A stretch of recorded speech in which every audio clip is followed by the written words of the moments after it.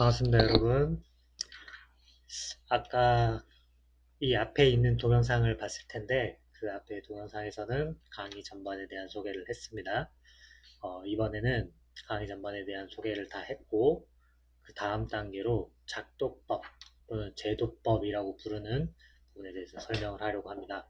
여러분들이 이제 1학년 때 도면을 그리는 연습을 했는데, 그 도면 그리는 그 수준이라던가 아니면 방법들에 대해서 자세한 설명을 좀 많이 못 들었을 거예요. 그래서 이번 시간에는 어, 우리가 그 온라인 강의로 대체되면서 원래는 여러분들이 사례조사를 해야 하는데 그 사례조사를 하기가 어렵기 때문에 대체 강의로서 작도법 수업을 진행을 하려고 하고 있고요.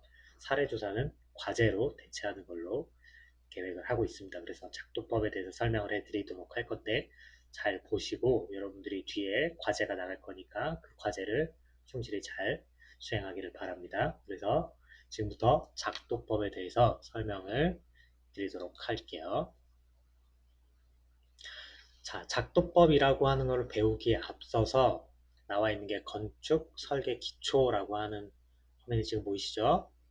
여기에 대해 설명을 할 건데 건축 전반에 관련된 이야기들을 하려고 해요.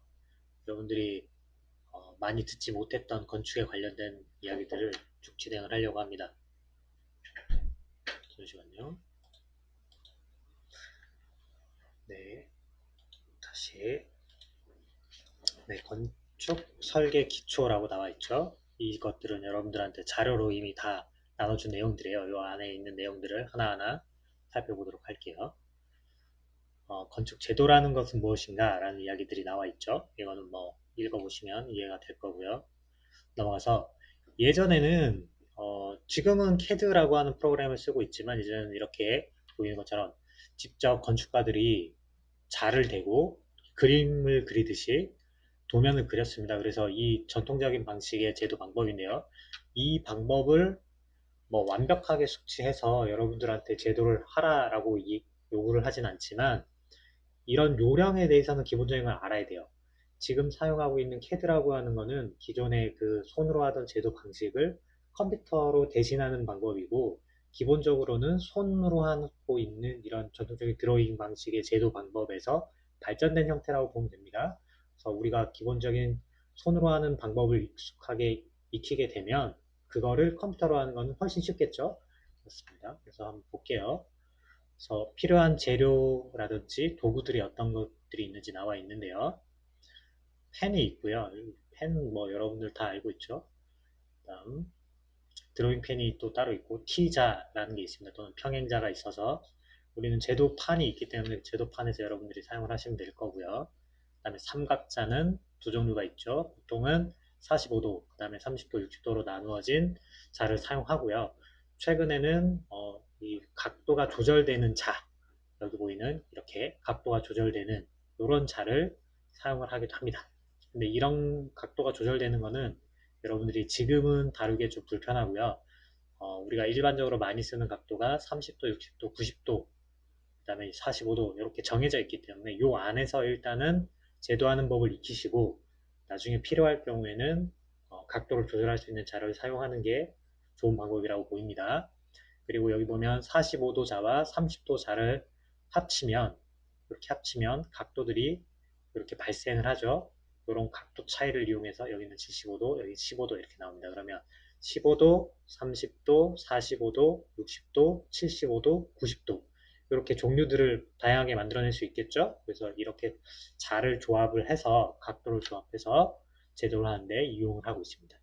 그 다음 템플릿이라고 하는 게 있습니다. 여기 보시면 원형 템플릿이 있어서 동그라미를 그릴 수 있는 이런 템플릿이 있는데 이런 템플릿은 이런 원만 그리는 게 아니라 뭐 사각형 또는 다각형 그 다음에 요 밑에 보이는 것처럼 이건 위생용 기구입니다. 화장실의 변기죠. 그 다음에 욕실 이런 주차 라인 이런 것들에 대한 다양한 템플릿들이 존재를 해요. 그래서 그런 걸 이용해서 그릴 수도 있지만 여러분들이 이런 것들을 굳이 다 구입해서 할 필요는 없고 이런 것들을 필요한 이유는 나중에 가구라든가 이런 것들을 그려 넣을 때 좀 더 쉽고 빠르게 그려 넣기 위해서 이런 템플릿을 이용을 하기도 합니다. 그다음 곡선자가 있어서 곡선 형태를 그리기가 힘들죠. 손으로 그리기에는. 그래서 이런 곡선자를 따로 이용해서 곡선을 깨끗하고 선명하게 그리는데 사용을 하고 있습니다. 그 다음 컴퍼스가 있는데, 컴퍼스는 뭐 사실 원형 템플릿이 있다 그러면 뭐 많이 쓰이지는 않습니다. 다음으로 넘어가면 지우개 자가 있고요. 그 다음에 비지 있고, 그 다음에 전동 지우개가 있어요. 전동 지우개 같은 경우에는 선생님도 가지고 있는데,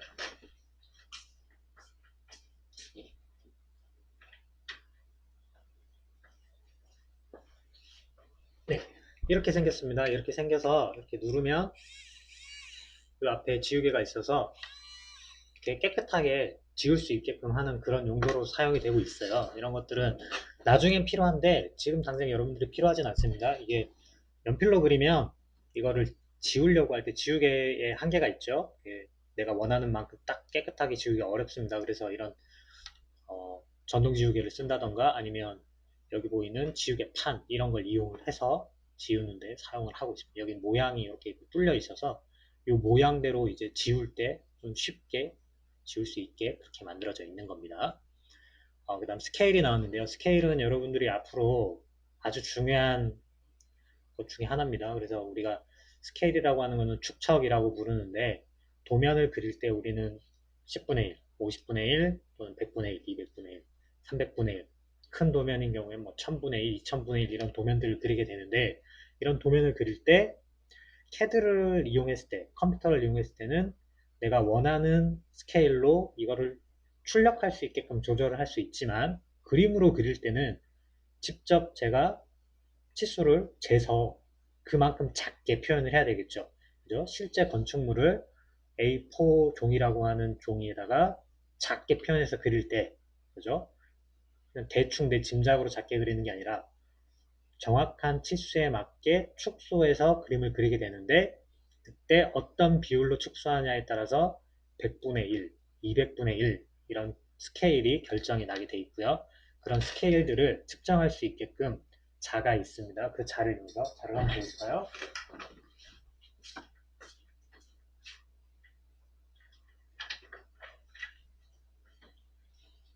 네, 여기 보이는 이게 스케일입니다. 이게 스케일이에요. 그래서 여기 보면 100분의 1이라고 써 있고요. 여기에는 200분의 1이라고 써 있습니다. 다음 이쪽에 300분의 1, 400분의 1 돌려보면 500분의 1, 600분의 1 자가 이렇게 눈금이 이렇게 그려져 있습니다. 그래서 내가 도면을 받았을 때 그 도면이 치수가 100분의 1이라고 써 있다. 그러면 100분의 1이라고 돼 있는 부분을 가지고 치수를 재는 거고요. 만약에 거기 200분의 1이다. 그럼 여기 200분의 1이라고 돼 있는 걸 대서 거리를 측정하게 됩니다. 그럼 거리에 여기에 1m 단위로 눈금이 이렇게 나 있습니다. 눈금이 1m 단위로 나 있습니다. 이 치수를 이용해서 스케일을 우리가 구할 수가 있습니다.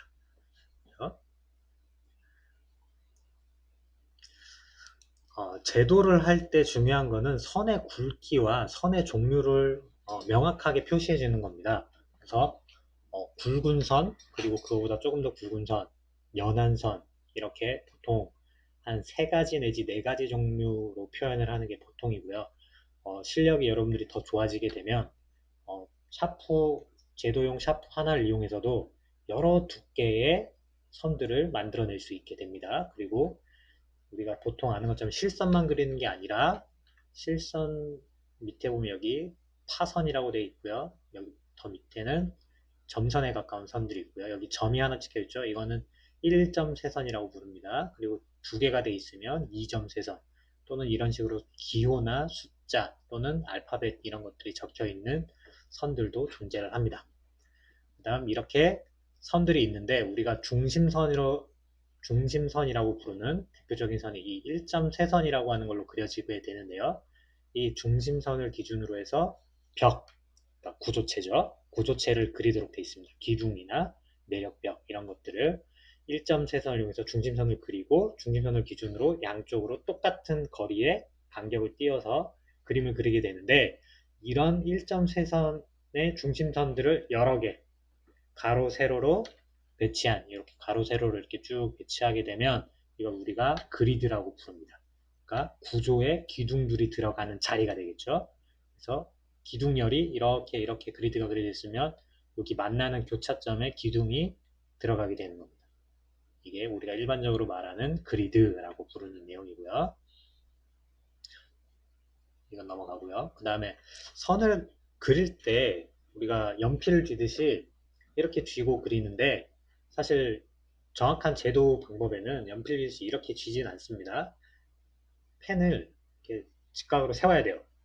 내가 그리려고 하는 종이가 있겠죠? 제도용지가.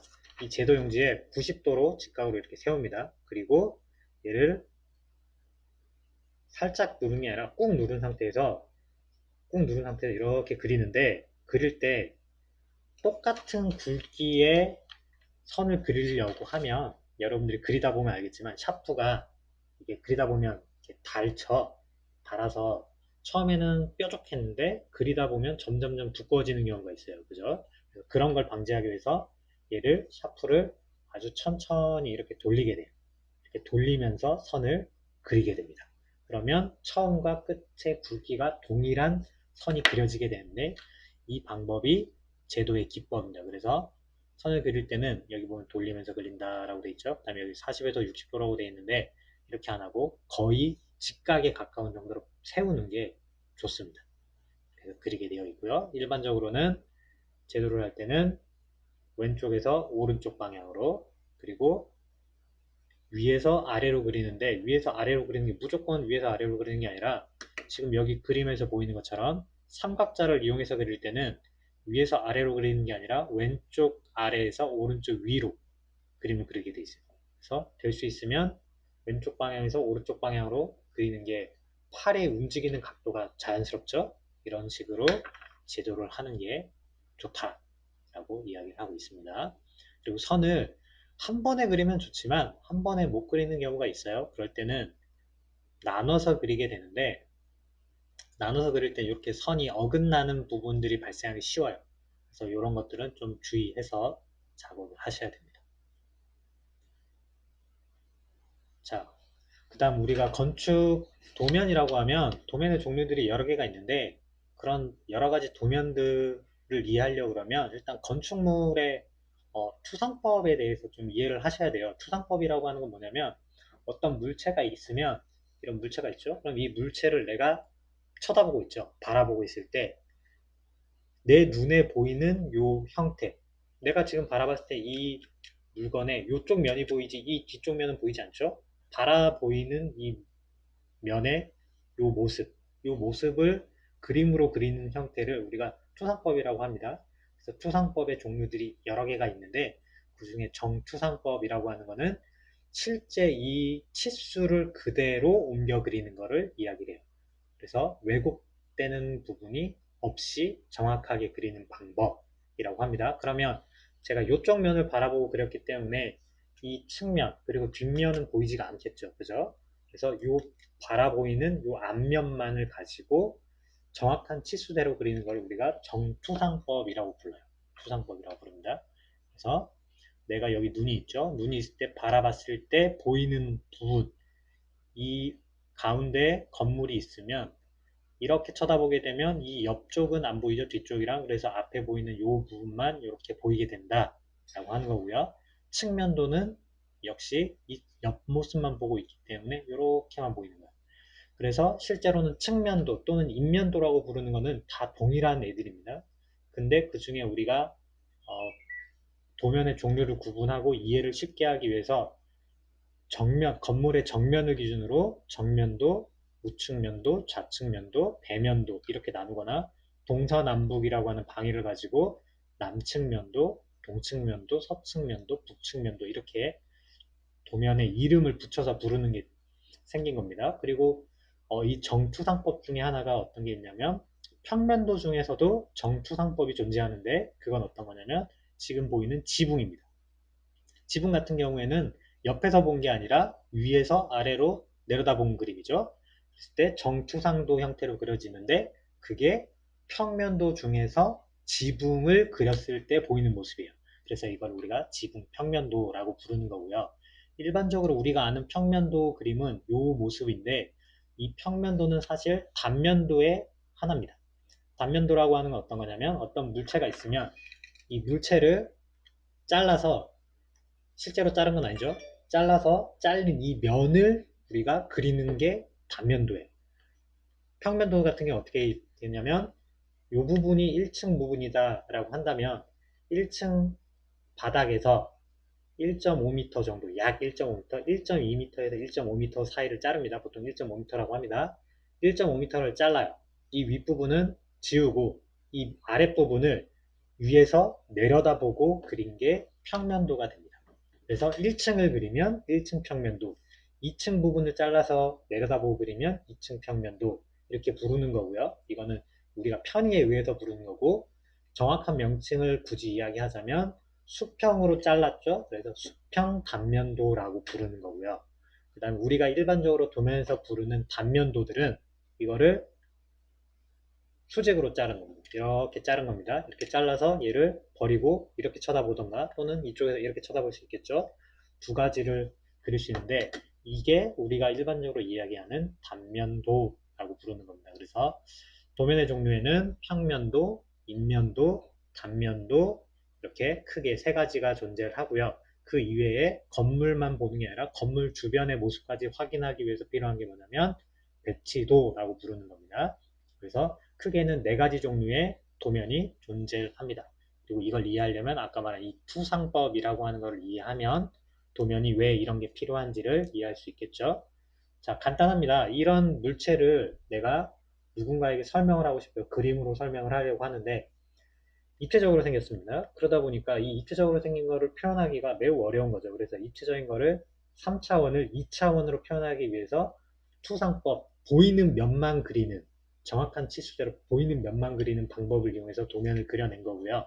나중에 여러분들이 이런 도면에 대해서 그리는 게 익숙해지게 되면 한쪽 면만 그리는 게 아니라 두 쪽 면을 볼 수 있게 이쪽과 이쪽 두 쪽 면을 바라보고 그릴 수 있게 또는 이쪽 그리고 윗부분까지 해서 이렇게 보일 수 있게 3차원으로 그리는 방법을 배우게 됩니다. 이걸 우리가 보통 투시도라고 부릅니다.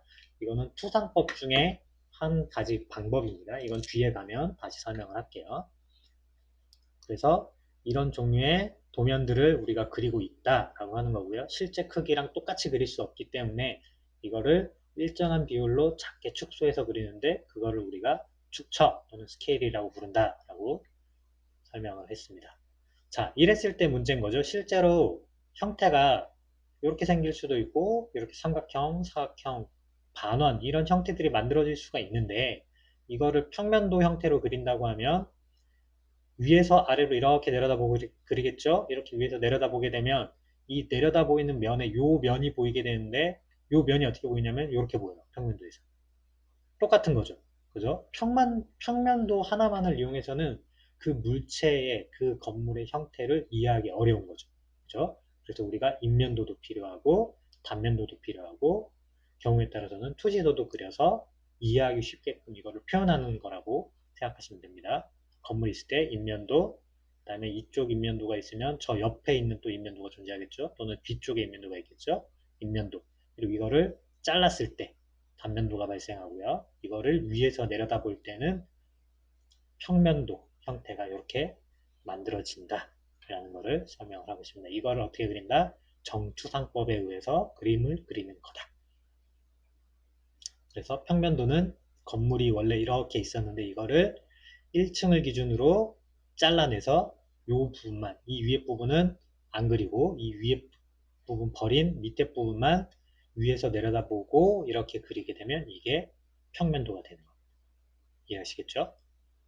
그래서 평면도를 표현을 하게 되는데 그러면 어떤 방법에 의해서 어떤 순서에 의해서 이런 것들을 그려야 제대로 내가 그림을 그릴 수 있을까? 이런 게 궁금하겠죠. 그죠? 그래서 처음에 하는 방법은 건물의 윤곽선을 그리고요. 윤곽선을 그린 다음에 이 내부에 다른 벽체들이 들어가는 부분이 존재하죠. 여기 보면 여기에 벽들이 있죠. 그죠? 이런 벽들, 그 다음에 여기 기준이 되는 이런 선들이 존재하죠. 이런 것들을 먼저 여기에 표현을 해주는 거예요. 그리고 나서 그 위에다가 벽체를 그려주는 겁니다. 그럼 얘는 뭐가 되겠어요? 얘가 그리드가 되겠죠. 기준선, 그리드가 되는 거고 이걸 1점 최선으로 그리면 이게 곧 중심선이 되겠죠. 그렇죠? 그리고 구조체를 그리게 됩니다.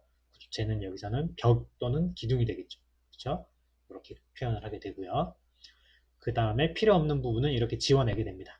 지워내는데 지울 때 아까 얘기한 것처럼 깔끔하게 지워내기가 어렵다 그랬죠. 그래서 지우개 판, 전동 지우개 이런 걸 이용해서 사용을 하고 있습니다. 그 다음 중요한 뭐 가구라던가 개구부라고 부르는 창 또는 문, 뚫려 있는 부분들을 이렇게 표현을 하게 됩니다.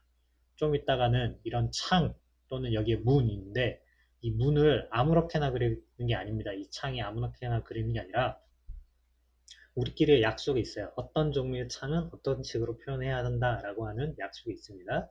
기호를 여러분들이 아셔야 되는데 그거에 대한 설명도 뒤에 가면 하도록 할게요. 여기 보면 이 부분이 뭘로 보이세요? 얼핏 보면 이 부분이 가구가 이렇게 쭉 배치된 것처럼 보입니다. 그리고 이 부분은 뭐 의자나 선반 같은 게 설치되어 있는 것 같아요. 그래서 자세히 보면 이게 약간 싱크대처럼도 보이네요. 주방인 것 같아요. 주방이고 이 부분이 개수되어 있는 부분인 것 같고 이 부분은 선반이 이렇게 있는 부분인 것 같습니다. 이 부분이 주방으로 보이고요. 여기는 뭘로 보이세요? 얼핏 봐도 이게 변기, 그 다음에 세면대 이렇게 있는 걸로 보이죠. 그다음 요건 뭘까? 요거는 아마도 벽난로를 이렇게 그린 것 같습니다. 벽난로. 그리고 여기 보면 점선이 점점점점 이렇게 되는데 이 파선을 왜 그렸을까? 이 부분은 뭐냐면 실제로 평면도에서 잘랐을 때는 벽체가 없기 때문에 표현이 안 되는데 이 부분 윗부분에 벽이 이렇게 사실은 있어. 무슨 말이냐면 여러분들이 가정집에도 보면 벽에 문이 이렇게 뚫려 있죠.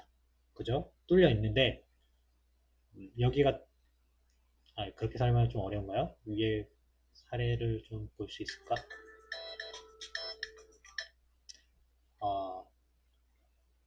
네, 여기에서는 좀 보기가 어렵네요. 요게 기둥일 겁니다. 요 기둥일 텐데 1층에서 이 부분에 뭐가 존재하진 않지만 이 벽과 여기 눈높이가 말고요. 눈높이보다 윗부분에 요 벽이 요 기둥이랑 연결되는 벽이 되는 부분이 위에는 존재하는 상부에는 우리 눈높이 상에서는 벽이 없이 뚫려 있는데 그 상부에서 지붕 천장과 가까운 부분에는 벽체가 존재하는 거예요. 그래서 실제로 뭔가 지나가는 부분이 있어. 그럴 때는 이렇게 실제로는 눈엔 안 보이지만 이 2층의 상부에 이렇게 지나가는 벽체 또는 이게 보가 될 수도 있습니다. 바닥판이 될 수도 있고 보가 될 수도 있고 벽이 될 수도 있어요. 그런 부분이 있다라고 하는 거를 표현해주기 위해서 이렇게 점선으로 이걸 그려줍니다. 고북에 이렇게 표시가 되어 있는 거. 점선으로 우리가 지금 잘랐을 때는 안 보이지만 그 윗부분에 존재한다라고 하는 걸 보여주기 위해서 이렇게 그려 넣습니다. 이렇게 표현을 해놓은 거고요. 이렇게 해서 그리면 평면도가 그려지는 거고요. 이거를 좀 더 자세하게 그리면 여기 보면 벽체를 그냥 두는 게 아니라 벽체에 뭔가 표시를 이렇게 했죠. 그다음 여기도 이렇게 표시가 되어 있고요. 그다음 이쪽으로 오면 표현이 좀 더 자세해지는데 여기 보면 소파 그리고 테이블로 보입니다. 여기도 테이블인 것처럼 보이고 여기가 또 의자로 보이죠. 그다음 여기 보면 바닥에 패턴이 보이는데 이게 아마 타일을 표시한 걸 겁니다. 여기도 보이죠? 여기가 주방이기 때문에 바닥에 타일을 깔아 놓은 그런 모습을 표현을 한 것 같습니다. 그렇죠? 그리고 여기 보면 이쪽은 점선인데 이쪽은 실선이죠. 무슨 의미일까? 이쪽 바닥판과 이쪽 바닥판에 경계가 존재한다. 그 말은 뭐냐면 레벨이 서로 다를 수도 있다라는 겁니다. 그래서 레벨이 다르거나 재료가 다르다라는 표현이고요. 실제로 레벨이 여기랑 여기랑 높이가 다를 경우에는 더 자세한 도면에서는 얼마나 단 차이가 나는지를 표현해 주는 방법도 사용을 합니다. 여기서는 그런 표현은 없습니다. 자, 그리고 축척별로 표현하는 방법이 좀 달라져요. 100분의 1이라고 하는 사이즈가 10분의 1 사이즈보다 10배 작죠. 그죠? 그러니까 10배 작기 때문에 작은 공간에 자세하게 표현하기가 매우 어렵습니다. 그죠? 100분의 1일 때 창문을 그리는데 자세하게 표현하기가 어렵기 때문에 이렇게 아주 간단하게 이렇게 그려요. 그래서 여기에 선 하나만 이렇게 그려서 창문인 것처럼 표시만 해줍니다. 근데 50분의 1로 가게 되면 벽도 좀 자세해지고 창도 좀 자세해져요. 여기 보면 이렇게 해서 창문이 들어가는 창 틀이 생기는 프레임까지 이렇게 표현을 해주고요. 벽체가 있으면 벽체 주변으로 마감 벽지가 될 수도 있고요. 또는 다른 벽돌이나 타일을 붙일 수도 있겠죠. 이런 두께들이 이렇게 표현이 됩니다. 더 자세하게 그리게 되면 이렇게 문틀의 모양까지 이렇게 하나하나 다 그려넣게 되어 있고요. 이거를 더 자세하게 확대하면 이렇게 생겼습니다. 이런 거 자세하게 그리는 거 우리가 디테일이라고 부르는데, 이런 디테일에 대해서 앞으로 차근차근 하나씩 여러분들이 공부를 하셔야 됩니다. 자, 차이를 보시면 지금 보이는 이 그림보다 이 도면이 훨씬 더 자세하죠. 그죠? 디테일이 훨씬 자세하게 이렇게 그림이 그려져 있습니다. 그래서 여기 보이는 요게 유리입니다. 유리창이 이렇게 있는데, 프레임에 유리창이 꼽히는데 그냥 꼽히는 게 아니라 프레임 자체가 아주 복잡하게 그려져 있고요. 이 프레임이 여기 표시된 재료로 봤을 때는 나무인 것 같습니다.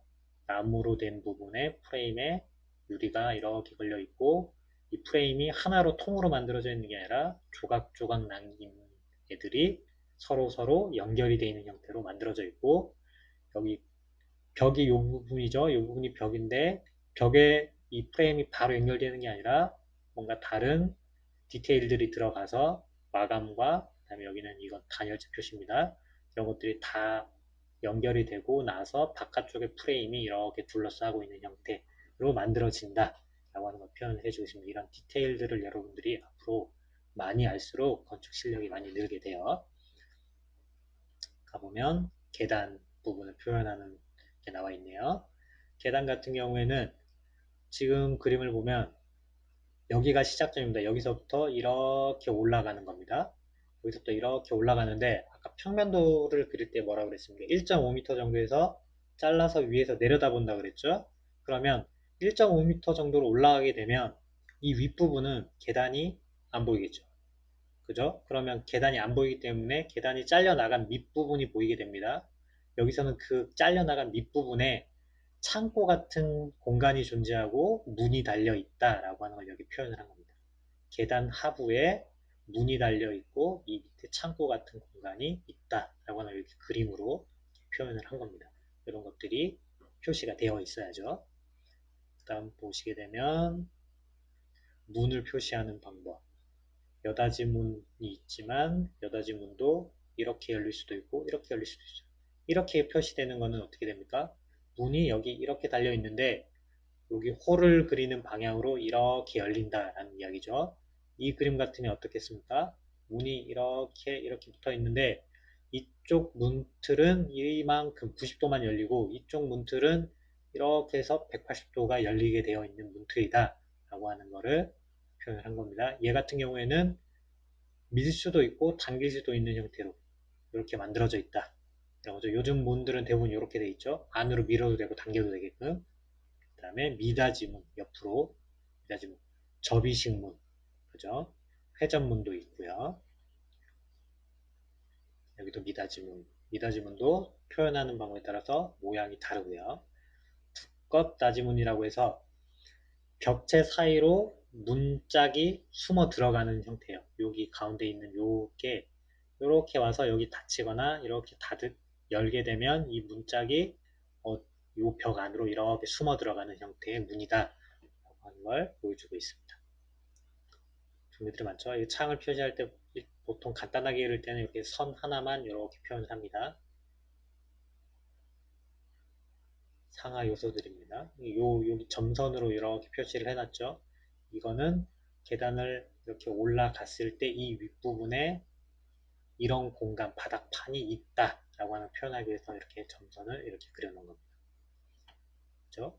위로 올라가는 부분을 이렇게 그리고 나서 잘라서 이 위로는 그리지 않는 대신에 점선으로 이 위에 계단이 이런 모양으로 생겼다라고 하는 표현을 준 겁니다. 여기도 마찬가지. 여기도 마찬가지. 이거는 이쪽으로 내려가고 이쪽으로 올라가고 뭐 이런 식의 양쪽으로 크로스하는 애들이 존재해요. 우리가 어떤 형태의 그림이냐면 1층과 2층이 있으면 1층에서 2층으로 가는 것과 2층에서 3층으로 가는 계단이 각각 존재한다고 했을 때, 그죠? 보니까 이게 1층, 여기가 1층, 여기가 2층, 여기가 3층이면 1층에서 2층 올라가고 2층에서 3층 올라가는 계단이 만약에 있습니다. 근데 어디를 자르냐면 여기를 잘라요. 2층에 평면도를 그릴 거예요. 그래서 2층에 평면도를 그릴 거기 때문에 여기를 잘랐어요. 잘라서 밑으로 이렇게 내려다보면 어떻게 보입니까? 2층에서 3층으로 올라가는 계단은 여기까지만 보여. 그죠? 그래서 여기는 안 그립니다.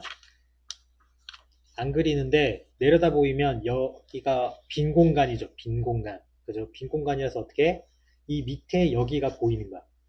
그래서 요 밑에 보이는 부분을 표시해 주게 되면 양방향으로 있는 계단 이런 식의 표현이 되게 되는 거예요.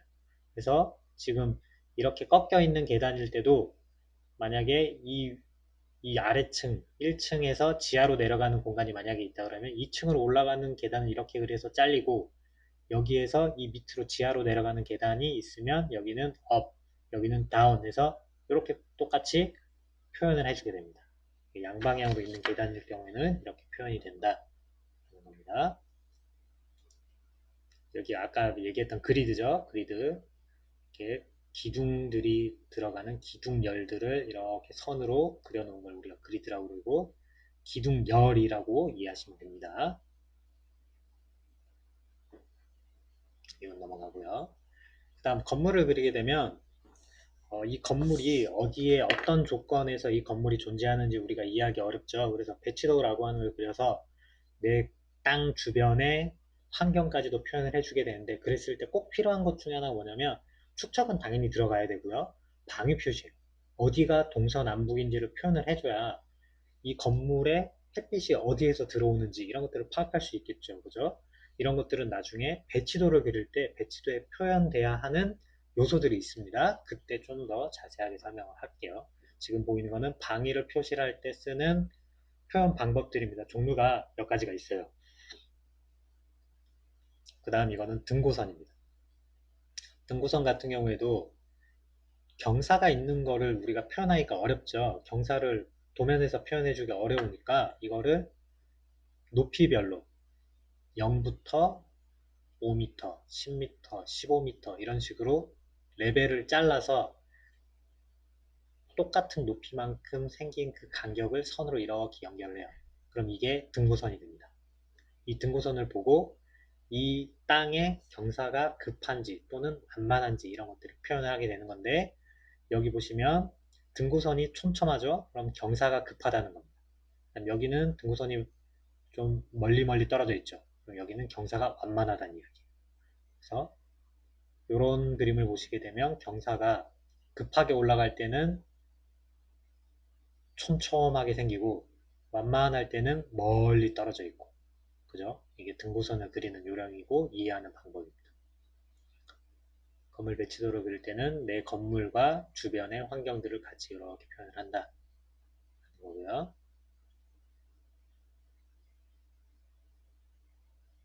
이건 단면도입니다. 건물의 단면을 이렇게 자르면 이런 모양이 됐죠. 그럼 요거를 정투상도로 그리게 되면 이런 표현이 납니다. 그죠? 그래서 내부 공간의 높이, 공간감, 사람이 이렇게 서 있을 때 이 높이 이런 것들을 이해하기 쉽게 표현을 이렇게 합니다. 그래서 단면도, 입면도 이런 데는 사람 또는 나무, 자동차 이런 것들을 일부러 같이 그려서 표현을 합니다. 이해하기 쉽게, 이걸 스케일감을 이해하기 쉽게 하기 위해서 그리는 방법을 많이 씁니다. 단면도를 그리면 이렇게 되는 겁니다. 한 층이 아니라 여러 층이 되는 이런 모양이 만들어지겠죠. 단면도를 표현하는 방법들이고요. 그 다음에 건물만 단면도를 그리는 게 아니라 건물을 포함한 주변 땅까지 전부 다 이렇게 단면도를 그리는 경우도 있습니다. 이 주변 환경과 내 건물의 관계를 같이 이해하기 위해서 이렇게 종횡 대지 단면을 잘라서 그리는 경우들이 많이 있을 겁니다. 여러분도 나중에 많이 보게 될 거예요. 이런 경우를. 이 부분은 실내 부분을 좀 자세하게 그린 거고요. 여기 이런 부분은 천장입니다. 천장. 이렇게 여기는 자세하게 안 그렸죠? 근데 이렇게 자세하게 그리게 되면 사람이 있으면 사람 머리 위로 천장이 있는데 이 천장 안에 공간에 어떻게 천장이 구성되어 있는지 구조체도 있을 거고요. 단열재도 있을 거고 그 밑에 마감재도 있을 거고 그죠? 이런 부분들을 자세하게 그려놓은 상세 단면도가 되겠죠. 그리고 여기에 벽체가 있으면 벽체 여기는 유리 같은 문 이런 게 여기 있는 것 같고요. 이 밑부분에 구조 부분에 골조, 기초가 어떻게 만들어지는지 이렇게 자세하게 그림을 그려놨습니다. 이게 우리는 상세도라고 부릅니다. 인면도가 있고요. 자, 인면도를 그릴 때 어려운 점 중에 하나가 뭐냐면 건물이 앞에 있는 건물이 있고 뒤에 있는 건물이 있을 거예요. 그죠? 그러면 얘랑 똑같은 굵기에 똑같은 진하기로 그림을 그리면 어떻게 돼요? 어느 게 앞에 있고 어느 게 뒤에 있는지 구별을 할 수 없겠죠. 원근법이 없잖아요. 그죠? 그래서 그런 것들을 좀 더 구별을 해주기 위해서 똑같은 형태의 건물이 이렇게 만약에 있을 때 이거를 일부러 앞에 있는 거는 진하고 그 다음에 선명하게 그려주고 뒤에 거는 좀 더 연하고 흐리게 그려주는 방법을 씁니다. 마치 원근법이 일부러 만들어주는 거죠. 이렇게 그림을 그리는 경우도 있어요. 실제로는 이렇게 그리면 정투상도 그림이 안 되죠. 왜냐면 얘랑 얘가 아마도 똑같은 크기의 건물일 텐데 이거는 약간 왜곡된 그림이 되겠네요. 이렇게는 안 그리지만 어쨌든 좀 연하게 앞에 있는 걸 진하게 뒤에 있는 걸 연하게 그리는 방법을 씁니다. 면도 그리는 방법이 있고요.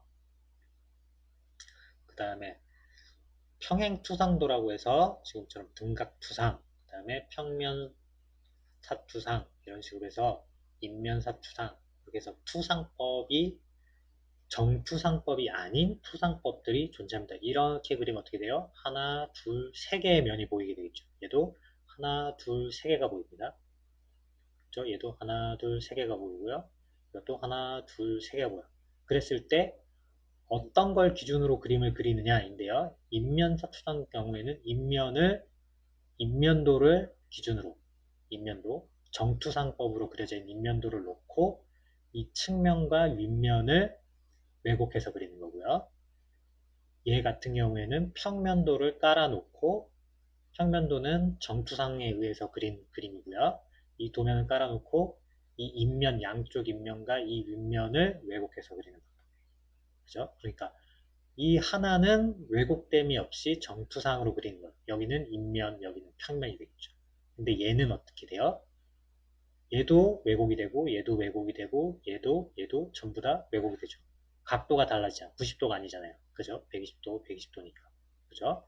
그렇게 만들어집니다. 그래서 눈에 보이는 형태는 이 형태에 가까워요. 사실 이 형태에 가까운데 우리가 그림을 쉽게 그리기 위해서 평면 사투상이나 인면 사투상 방식을 사용을 하기도 합니다. 어떨 때 얘는 평면이 중요하게 강조해서 보여주고 싶을 때 얘는 어떻게 인면을 중요하게 강조해서 보여주고 싶을 때 이렇게 보여줍니다.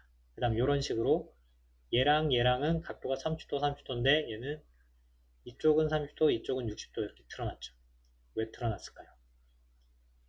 이쪽 인면이 좀 더 중요하다. 이쪽 인면을 좀 더 많이 보여주고 싶다라고 할 때는 이렇게 안 그리고 이쪽이 많이 보이게 틀어서 왜곡되는 형태를 좀 다르게 만들 수도 있습니다. 얘랑 평면은 똑같아요. 평면사 투상 방식인데 여기는 양쪽 인면이 균등할 때 이쪽은 한쪽 인면이 좀 더 강조가 필요할 때 이런 식으로 표현을 합니다. 자, 이건 넘어가고요. 나중에 투상법에 대해서 다시 배우게 될 거니까. 자, 이거는 원근법에 관련된 이야기인데 여기 소실점이라고 하는 게 존재해서 점점 작아지다가 사라지는 점. 그래서 나와 가까운 부분은 커 보이고 나와 멀리 있는 부분은 작게 보이는 형태죠. 그래서 평행선이 있으면 평행선, 지평선 너머로 작아지다가 사라지는 형태로 이렇게 스케치로 그릴 수 있죠. 이렇게 그리게 됩니다. 나중에 또 설명을 뒤에 가서 할 거니까 넘어갈 거고요. 중요한 부분만 설명을 추가로 더 하겠습니다.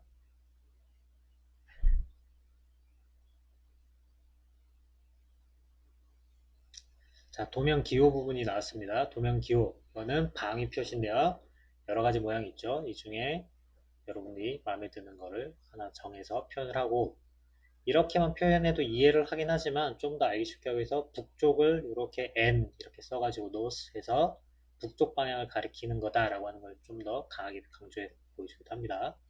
그 다음에 얘는 스케일 바입니다. 스케일 바. 그래서 여기가 0, 여기가 1, 여기가 2, 3, 4, 5, 아니죠. 이게 1, 2, 3, 4니까 여기서부터 여기까지는 이 거리만큼 왔겠죠. 그럼 여기 8, 여기는 12 해서 미터 이렇게 합니다. 그러면 스케일이 축적이 딱 맞지 않더라도 100분의 1, 200분의 1 이렇게 딱 떨어지지 않더라도 여기 있는 요 간격을 자로 재게 되면 그게 몇 센치인지를 알 수 있고, 그거를 도면에 대보면 벽과 벽 사이의 거리가 얼마인지 우리가 짐작해서 알 수 있겠죠. 그런 용도로 스케일 바를 이런 식으로 그려서 표현을 합니다. 스케일 바라고 부르는 거고요. 단면도를 그릴 때는 단면을 이렇게 자르게 되면 잘리는 부분이 이쪽 두 개가 만들어지기 때문에 이쪽에서 이쪽을 쳐다볼 수도 있고 이쪽에서 이쪽을 쳐다볼 수도 있다고 그랬죠. 그래서 내가 잘랐을 때 어느 쪽을 쳐다보고 있는지 표현을 해줘야 그게 이런 화살표를 가지고 표현합니다. 이렇게 잘랐을 때 이쪽을 쳐다봤다. 화살표 방향을 쳐다보고 단면도를 그렸다. 라고 하는 것을 표현을 해주는 겁니다. 나머지 넘어가고요. 그 다음에 나중에 글을 쓰게 되는데 글을 쓸 때는 정자로 또박또박 이렇게 써주는 거를 제도에서는 원하죠. 왜냐면 필기체로 쓰게 되면 글씨를 못 알아볼 수도 있어요. 그래서 정자로 또박또박 쓴 글씨를 우리는 제도에서는 잘 쓴 글이라고 우리가 이야기를 합니다. 문자를 쓰는 요령이고요. 넘어가고요. 자, 여기까지 해서 기본적인 제도 방법에 대해서 그러니까 개괄적으로 설명을 했고요. 이제부터 뒤에서는 평면도에 대해서 좀 더 자세하게 설명을 하도록 하겠습니다. 잠깐 쉴게요. 네, 다시 돌아와서 이번에 설명할 건 뭐냐면 재료입니다. 건축 재료를 표현하는 방법이에요. 건축 재료들이 여러 개가 있는데 어떻게 그거를 표현을 해야 내가 원하는 재료를 상대방이 이해할 수 있을까? 그죠? 정해진 규칙이 이렇게 존재합니다. 좀 확대를 해볼까요?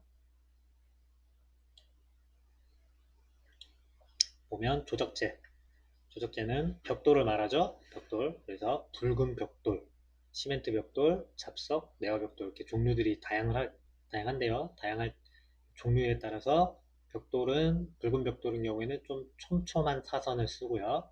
시멘트 벽돌은 좀 넓은 사선. 잡석인 경우에는 이렇게 격자 모양인데 사선으로 돼 있는 격자. 이런 식으로 표현을 하게 됩니다. 보통 우리가 제일 많이 쓰는 건 붉은 벽돌 표시하는 빗금 이 형태를 제일 조적조는 많이 사용을 하고 있고요. 이렇게 다양하게 표현할 수 있는데 축적 이건 10분의 1일 때 이렇게 자세하게 표현하는데 축적이 커지게 되면 100분의 1보다 더 커지게 되면 표현하기가 어려워요. 그래서 그럴 때는 빗금만 표시해 놓으면 이거는 조적조의 형태구나 라고 짐작을 하는 겁니다. 자세하게 이게 시멘트인지 벽돌인지 붉은 벽돌인지 알 수 없지만 빗금이 쳐져 있으면 이건 조적조의 형태다 라고 하는 걸 알 수 있는 거고요. 그 다음에 콘크리트 10분의 1쯤 됐을 때는 아주 자세하게 표현을 합니다. 이렇게 빗금으로 쳐놓은 건 우리가 보통 철근을 표현한 거고요. 이렇게 동그랗게 그려놓은 거는 이제 거기에 들어가는 자갈들, 그리고 점점점 이렇게 찍힌 거는 이제 모래들을 표현을 한 겁니다. 그래서 철근 콘크리트 형태는 이렇게 표현을 하고요. 그 다음에 경량 콘크리트는 이렇게 약간 삼각형 모양 표현을 하고, 묵은 콘크리트 같은 경우에 철근이 없죠. 그래서 얘랑 유사한데 이렇게 빗금 쳐져 있는 얘가 없어. 그죠? 철근이 없으니까 이렇게 표현을 합니다. 그런데 요거를 축적이 커지게 되면 어떻게 됩니까? 이거를 다 표현을 할 수가 없잖아요. 그죠? 이렇게. 그래서 어떻게? 중간중간 빗금만 몇 개씩 그려줘요. 촘촘하게 그리는 게 아니라 뜨문뜨문 이렇게 그려줍니다. 그러면 이 표시를 보고 이거는 철근 콘크리트 또는 콘크리트 건물을 이야기하는 거구나 라고 우리가 이해를 하게 됩니다. 목재를 보시게 되면 목재도 축적이 10분의 1쯤 됐을 때는 아주 자세하게 이렇게 표현을 할 수 있고요. 네, 이게 좀 지나서 100분의 1 가게 되면 표현하기가 어렵죠. 그래서 그냥 생략하기도 합니다. 그죠? 단열재 같은 경우에도 다 표현을 할 수 없어서 이렇게 되는 거고요. 보시면 석재, 그다음 미장재, 지반, 그다음에 마감재, 금속재, 그다음에 유리나 카페트 이런 것들이 종류가 있습니다. 건축 재료들이고요. 이거는 과제입니다. 그래서 여러분들이 이거를 제도 용지에다가 여기 있는 조적재, 콘크리트, 석재 이런 것들을 쭉 표를 그리고 실제로 여기 있는 재료들을 표현하는 것들을 연습을 해보세요. 이건 과제입니다. 자, 넘어갈까요?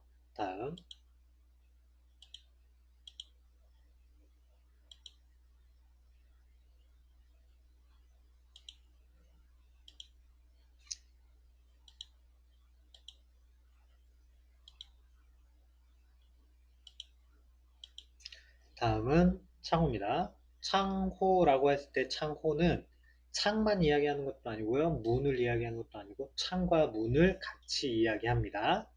창과 문을 이야기합니다. 그게 창호고요. 일반적인 출입구는 이런 식으로 그려져 있고 바닥차가 있으면 여기에 레벨차가 있기 때문에 여기 선이 이렇게 있어요. 그래서 여기랑 안과 밖이 높이가 다르다 라고 표현해 주는데 지금 보면 되게 단순하게 표현이 돼 있죠. 이거는 스케일로 쳤을 때 1대 300, 그러니까 300분의 1 정도 수준에서는 자세하게 표현을 해줄 수가 없기 때문에 이렇게 간단하게 약식으로 표현을 해주게 됩니다. 여기 도면기호들이 이렇게 쭉 있어요. 그래서 일반 출입구는 이렇게 그리고 바닥 차이가 똑같은 건데 바닥 차이가 서로 다르면 여기 선 하나가 더 있는 거고요. 출입구 일반인데 문턱이 있을 때 여기랑 레벨이 같을 수도 있지만 문이 문지방이라고 부르죠. 그죠? 여러분들 가정집에 보면 문을 열고 닫을 때 문지방이 밑에 있습니다. 문턱이 있죠? 그걸 이야기하는 겁니다. 그랬을 때 문턱을 여기 표현을 해준 거예요. 그죠? 그 다음에 여닫이 문인데 여기에는 아무것도 없죠? 그랬을 땐 여기랑 레벨이 같다. 또는 문턱이 없는 문이다. 라고 하는 거 우리가 이해할 수 있겠죠. 그죠? 이게 문이 여기서 이렇게 열리는 거. 얘는 양쪽으로 이렇게 열리는 문입니다. 이것도 역시 레벨 차이가 여기 보면 없죠. 문턱도 없고. 얘 같은 경우에는 얘랑 똑같은데 이게 이렇게만 열리는 게 아니라 바깥쪽으로도 이렇게도 열리는 겁니다. 그래서 양쪽으로 이렇게 열리는 문인 거고요. 얘는 회전문. 그 다음에 쌍여닫이 문인데 여기 보면은 방화문. 얘랑 똑같은 건데 방화문. 여기 보면 1.7선 이렇게 찍혀 있습니다. 표현하는 거고요. 그 다음에 빈지문은 여기에 이렇게 숨어 있는 겁니다. 이렇게 숨어 있는 거 이렇게 당겨오면 되는 거. 쌍 미닫이문 양쪽으로 이렇게 미는 거. 미닫이문 얘는 여기서 이쪽으로 이렇게 미는 거. 그죠? 주름문은 여기 주름 이렇게 있고 얘는 접는 문. 주름문하고 접는 문 차이는 뭐냐면 주름문 같은 경우에는 이렇게 각져 있는 걸 이렇게 접는 거고 주름문 같은 경우에는 커튼이라고 보시면 돼요. 커튼. 미석이문은 보통 이건 미석이 창이 많은데 예전에 우리나라 한옥집에 가면 이런 미석이 문이 많아요. 양쪽으로 이렇게 되는데 이렇게도 열 수 있고 여기서 이렇게도 열 수 있고 하는 문. 이게 미석이 문입니다. 여기 보면 셔터, 방화 셔터 같은 거 내려오는 거 있죠? 그거 이야기하는 겁니다. 일반 창 같은 경우에는 문틀이 있고 안에 창 하나를 이렇게 그려줍니다. 또는 생략하기도 합니다. 그 다음에 여닫이 창 같은 경우에는 이렇게 문하고 똑같죠? 이거랑 비슷하기 때문에 헷갈릴 수 있어요. 그래서 비슷하게 헷갈릴 경우에 여기에 나중에 도면기호를 써서 이게 창 또는 문 이런 표현을 해주는 방법을 씁니다. 나중에는 이렇게 종류들이 있습니다. 이런 종류 역시 창호의 종류 역시 여러분들 과제입니다. 제도용지 A3 제도용지에다가 여기 있는 문과 창의 종류들을 다 그리고 여기 글씨를 다 쓰세요. 그래서 이 형태가 어떤 창호를 이야기하는지를 여러분들이 한번 공부를 한번 해보시기 바랍니다. 네, 이것도 과제입니다.